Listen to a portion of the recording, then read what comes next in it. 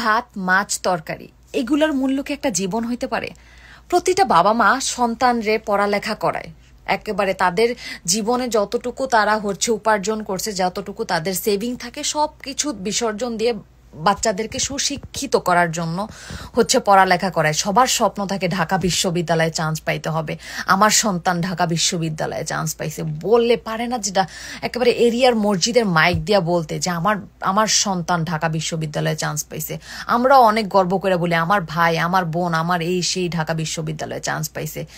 আসলে তারা মেধাবী হয়েছে, সুশিক্ষা তাদের ভিতরে একটুও নাই। এটা বাংলাদেশের মানুষ আবারও প্রমাণ করে দিল এরকম যে আপনাদের সুশিক্ষার অভাব।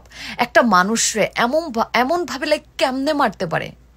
একটা মানুষ তো চিন্তা করলাম না, বাদ দিলাম মানুষের কথা, একটা পশুরেও মানুষ এইভাবে মারার আগে 100 বার চিন্তা করা উচিত যে আল্লাহ তারে বানাইছে, তার ভিতরে একটা রুহু আছে, একটা জান আছে। আমি জাস্ট ভিডিওটা আমার বার আমার সামনে আসতেছে। আমরা দেশ স্বাধীন করছি কেন? দেশ স্বাধীন করছি সুস্থভাবে, সুন্দরভাবে, নিরাপদভাবে থাকার জন্য। প্রতিটা দেশ স্বাধীন করছি মানে চোর ডাকাত সবকিছু আপনার দেশ থেকে চলে যাবে এরকম কিছু না। চোর ডাকাত থাকবে, সবকিছু থাকবে, এর জন্য আইন আছে। আর একটা মানুষরে আপনারা চোর মনে কইরা পিটায় মাইরা ফেলবেন, আর এমন নির্মম ভাবে মাইরা ভাত খাওয়ার পরে এমনি কইরা আবার জিজ্ঞেস করেন নাটকীয় ভাবে যে ভাত কেমন লাগছে। চিন্তাটা করেন, ওই মানুষটাকে চিন্তা করছে যে এটা আমার জীবনের লাস্ট খাওয়া হবে? চিন্তা করছে এই মানুষটার জন্য যে বিচার চাবে, তার বিচার চাওয়ার মতো মানুষ নাই, বাবা না, মা না, বোন, কেউ নাই। আমার ভিডিওগুলো যখন আসতেছিল আমি দেখতে পারতেছিলাম না যে কিভাবে মারছে, কিভাবে পিটাইছে, কেমনে হাঁটু দিয়ে রক্ত বেরিতেছে, এই করতেছে সেই করতেছে। সে তো একটা মানুষ, আপনিও একটা মানুষ।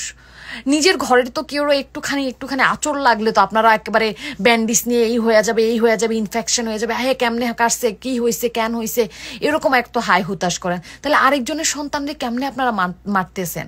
এগুলো কি পারবেন কখনো একটা জীবন আপনারা মেক করতে? একটা জীবন, একটা রুহু বানাইতে পারবেন?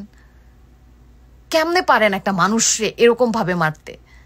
আমরা তো মুভি দেখেও কান্না করে দেয় যে না একটা জিনিস, হায় আল্লাহ কেমনে আমরা আমি কান্না করে দেই মুভি দেখা। আর বাস্তব জীবনে আপনারা মানুষরে মারতেছেন নির্মম ভাবে, হাসতেছেন লাফায়া তার পায়ের মধ্যে পাড়া মারতেছেন। আপনারা আর সব বৈঠক দিয়ে একটা কুত্তার বাচ্চা, একটা অমানুষের বাচ্চাগুলা সবটে দেখতেছে, সবগুলায় মারতেছে এরকম ভাবে। আপনারা কি রুহু কাঁপে না?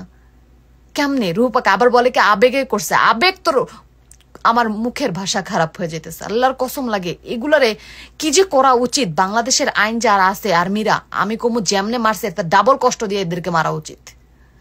যে আরেকজনের জীবন নেয়ার আগে 10 বার কেন 1000 বার চিন্তা